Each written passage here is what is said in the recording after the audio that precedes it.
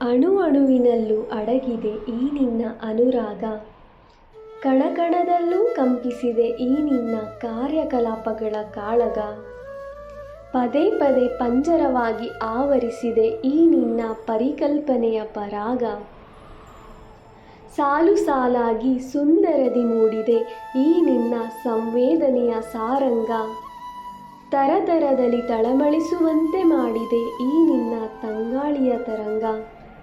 ಮನಮಗ್ನದಿ ಮಕರಂದದಿ ಮತ್ತೇರಿಸಿದೆ ಈ ನಿನ್ನ ಮಧುಚಂದ್ರ ಭಾವಗಳ ಮೃದಂಗ.